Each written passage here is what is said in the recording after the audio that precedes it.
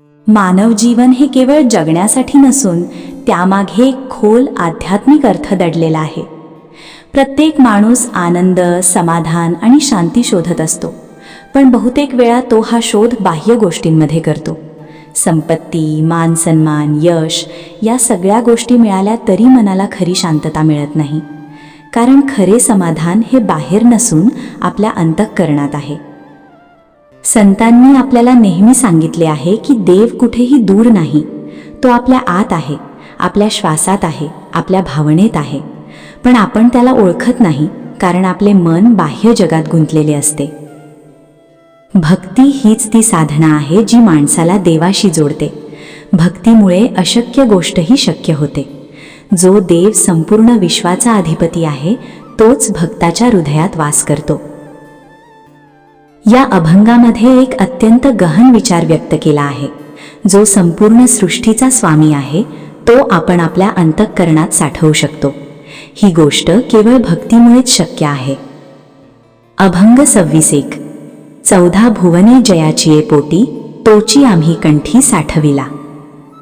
काय एक उणे आम्हुचिये घरी, ओळगतीद्वारी रिद्धी सिद्धी. असुर जयाने घातले तोरडी, तो आहायासी जोडी कर दोनी. रूप नाही रेखा जयासी आकार, आम्ही तो साकार भक्तीन केला. अनंत ब्रह्मांडे जयाची अंगी, समान तो मुंगी आहायासाठी. रिद्धी सिद्धी सुखे हाणीतल्या लाता, तिथे या प्राकृता कोण मानी. तुका म्हणे आम्ही देवा हुनी बळी, जालो हे निराळी ठेवून आज्ञा. ओळ 1. 14 भुवने जयाचिये पोटी, तोची आम्ही कंठी साठविला. या ओळीत अत्यंत गूढ आणि गहन असा आध्यात्मिक विचार व्यक्त केला आहे. 14 भुवने म्हणजे संपूर्ण सृष्टी, स्वर्ग, पृथ्वी, पाताळ आणि इतर सर्व लोक. या सर्वांचं अस्तित्व ज्या परमेश्वरामध्ये आहे, तो किती व्यापक आणि अनंत आहे याची आपण कल्पना करू शकतो. तो काळ, अवकाश आणि सृष्टीच्या पलीकडचा आहे. पण या ओळीत संत एक अत्यंत आश्चर्यकारक गोष्ट सांगतात. एवढा विशाल आणि सर्वशक्तिमान देव आम्ही कंठी साठविला, म्हणजेच आपल्या अंतःकरणात ठेवला आहे. कंठी साठवणे म्हणजे केवळ नाव जपणे नव्हे, तर प्रत्येक क्षणी देवाचं स्मरण ठेवणे. जेव्हा माणूस सतत नामस्मरण करतो, तेव्हा त्याच्या मनात देवाचं स्थिर स्थान निर्माण होते. ही ओळ आपल्याला सांगते की देव बाहेर शोधण्याची गरज नाही, तो आपल्या आत आहे, पण त्याला अनुभवण्यासाठी भक्तीची आवश्यकता आहे. जेव्हा माणूस पूर्ण श्रद्धेने देवाला आपल्या जीवनात स्वीकारतो, तेव्हा त्याचं मन शांत होते, अहंकार नष्ट होतो आणि त्याला खरे समाधान मिळते. ओळ 2. काय एक उणे आम्हुचिये घरी, ओळगतीद्वारी रिद्धी सिद्धी. या ओळीत संत आपल्याला भक्तीमुळे मिळणाऱ्या परिपूर्णतेचा अत्यंत सुंदर अनुभव सांगतात. काय एक उणे आम्हुचिये घरी म्हणजे आमच्या जीवनात काहीही कमी नाही. हे वाक्य बाह्य संपत्तीबद्दल नाही, तर अंतःकरणातील समाधानाबद्दल आहे. जेव्हा माणूस देवाला आपल्या हृदयात स्थान देतो, तेव्हा त्याच्या आयुष्यातील रिकामेपणा नाहीसा होतो. आजच्या काळात माणूस सतत काहीतरी कमी असल्याची भावना घेऊन जगतो. पैसा आहे पण समाधान नाही, यश आहे पण शांती नाही. याचं कारण म्हणजे देवाशी असलेला संबंध तुटलेला आहे. संत सांगतात की जेव्हा भक्ती आपल्या जीवनात येते, तेव्हा ही उणीव कायमची दूर होते. ओळगतीद्वारी रिद्धी सिद्धी याचा अर्थ असा की रिद्धी आणि सिद्धी म्हणजे समृद्धी आणि शक्ती, या सर्व गोष्टी भक्ताच्या दारात उभ्या राहतात. म्हणजेच भक्ताला काही मागावं लागत नाही, कारण देव स्वतः त्याच्या आयुष्यात सर्व काही आणतो. पण येथे एक महत्त्वाची गोष्ट लक्षात घेण्यासारखी आहे. संतांनी या रिद्धी सिद्धींना महत्त्व दिलं नाही. त्यांनी फक्त एवढंच सांगितलं की त्या आपोआप येतात. खरा आनंद हा देवाच्या सानिध्यात आहे, या गोष्टीत नाही. ही ओळ आपल्याला शिकवते की आपण बाहेर सुख शोधू नये. आपल्याला जे काही हवं आहे ते सर्व देवाच्या स्मरणात आहे. भक्तीमुळे माणूस अंतर्मुख होतो आणि त्याला कळतं की खरी संपत्ती म्हणजे मनाची शांतता आहे. ओळ 3. असुर जयाने घातले तोरडी, तो आहायासी जोडी कर दोनी. या ओळीत देवाच्या दोन भिन्न पण एकमेकांना पूरक अशा रूपांचं सुंदर वर्णन केलं आहे. एक म्हणजे शक्ती आणि दुसरा म्हणजे करुणा.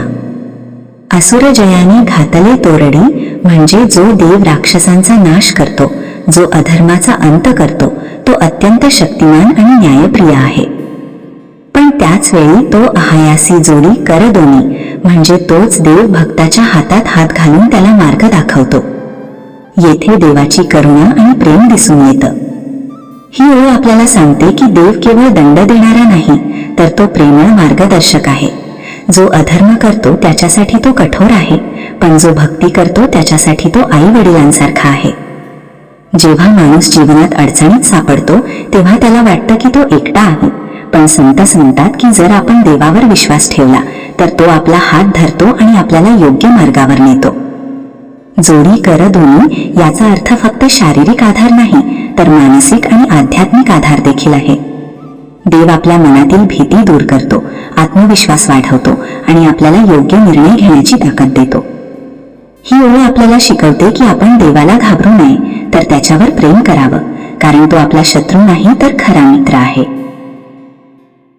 ओळ 4. रूप नाही रेखा जयासी आकार, आम्ही तो साकार भक्ती केला. या ओळीत देवाच्या निराकार स्वरूपाचं आणि भक्तीमुळे त्याला मिळणाऱ्या साकार रूपाचं वर्णन आहे. रूप नाही रेखा जयासी आकार म्हणजे देवाला कोणतंही ठरलेलं रूप नाही, तो दिसत नाही, स्पर्श करता येत नाही आणि त्याला कोणतीही मर्यादा नाही. देव हा एक शुद्ध ऊर्जा आहे जो संपूर्ण विश्वात पसरलेला आहे. पण माणसाला निराकार गोष्टी समजणं कठीण जातं, त्यामुळे आम्ही तो साकार भक्ती केला म्हणजे भक्तीमुळे आपण त्या निराकार देवाला साकार रूप देतो. भक्त आपल्या श्रद्धेनुसार देवाचं रूप तयार करतो. कोणी विठ्ठल पाहतो, कोणी राम, कोणी कृष्ण, पण ही सर्व रूप एकाच सत्याचं प्रतिनिधित्व करतात. भक्ती हीच ती शक्ती आहे जी निराकाराला साकार करते. जेव्हा माणूस प्रेमाने देवाची पूजा करतो, त्याचं नाव घेतो, त्याच्यावर विश्वास ठेवतो, तेव्हा देव त्याच्या अनुभवात येतो. ही ओळ आपल्याला सांगते की देवाला पाहण्यासाठी डोळ्यांची गरज नाही, तर श्रद्धेची गरज आहे. भक्ती हीच ती दृष्टी आहे जी देवाला अनुभवायला मदत करते. ओळ 5. अनंत ब्रह्मांडे जयाचिये अंगी, समानतो मुंगी आह्यासाठी. या ओळीत देवाच्या सर्व व्यापकतेचं आणि समतेचं वर्णन केलं आहे. अनंत ब्रह्मांडे जयाचिये अंगी म्हणजे संपूर्ण विश्व, असंख्य ब्रह्मांड हे सर्व देवाच्या अस्तित्वात सामावलेले आहेत. तो इतका विशाल आहे की त्याच्यासमोर सगळं काही लहान वाटतं. पण पुढे संत म्हणतात, समानतो मुंगी आह्यासाठी म्हणजे तोच देव मुंगीमध्येही तितकाच आहे. ही ओळ आपल्याला समतेचा अत्यंत मोठा संदेश देते. देवासाठी मोठं लहान असं काही नाही, प्रत्येक जीव त्याच्यासाठी सारखाच आहे. माणूस मात्र भेदभाव करतो, श्रीमंत गरीब, मोठा लहान, पण देवाच्या दृष्टीने सर्व समान आहेत. ही ओळ आपल्याला शिकवते की आपण ही सर्वांशी समानतेने वागायला हवं. प्रत्येक जीवामध्ये देव आहे ही भावना ठेवली तर आपलं वर्तन बदलतं. ओळ 6. रिद्धी सिद्धी सुखे हाणीतल्या लाता, तेथे या प्राकृता कोण मानी.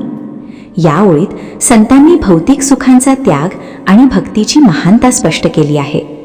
रिद्धी सिद्धी सुखे हाणीतल्या लाता म्हणजे भक्तासाठी संपत्ती, शक्ती, सुख या गोष्टी काहीच महत्वाच्या नाहीत. तो त्यांना लाथ मारतो, कारण त्याला कळलं आहे की या गोष्टी तात्पुरत्या आहेत, आज आहेत, उद्या नाहीत. तेथे या प्राकृता कोण मानी म्हणजे अशा ठिकाणी सामान्य गोष्टींना कोण महत्त्व देणार. भक्ताचं मन इतकं उंच झालेलं असतं की त्याला फक्त देवाचं प्रेम हवं असतं, बाकी सगळं त्याच्यासाठी नगण्य असतं. ही ओळ आपल्याला शिकवते की आपण भौतिक गोष्टींच्या मागे धावू नये, त्या कधीच कायमस्वरूपी आनंद देऊ शकत नाहीत. खरा आनंद हा देवाच्या भक्तीत आहे. शिकवण. या अभंगातून आपल्याला एक अत्यंत महत्त्वाची शिकवण मिळते. देवाला बाहेर शोधण्यापेक्षा आपल्या अंतःकरणात शोधा. आजच्या काळात माणूस पैसा, यश आणि भौतिक सुखांच्या मागे धावत आहे, पण त्याला खरे समाधान मिळत नाही. कारण खरे समाधान बाहेर नाही, ते आपल्या मनात आहे आणि त्या मनात देवाचा वास आहे. भक्ती म्हणजे केवळ पूजा किंवा मंत्र नाही, भक्ती म्हणजे पूर्ण विश्वास, समर्पण आणि प्रेम. जेव्हा आपण देवावर पूर्ण विश्वास ठेवतो तेव्हा आपले भय, चिंता आणि दुःख कमी होतात. तुकाराम महाराज सांगतात की भक्तीमुळे अशक्य गोष्टी शक्य होतात, निराकार देव साकार होतो आणि भक्ताच्या जीवनात चमत्कार घडतात. आपण जीवनात कितीही संकटांना सामोरे गेलो तरी जर आपल्याकडे देवाची साथ असेल तर आपण कोणतीही अडचण पार करू शकतो. म्हणूनच रोज थोडा वेळ देवासाठी द्या, नामस्मरण करा आणि आपल्या मनात श्रद्धा ठेवा. हा अभंग आपल्याला एक वेगळीच अनुभूती देतो.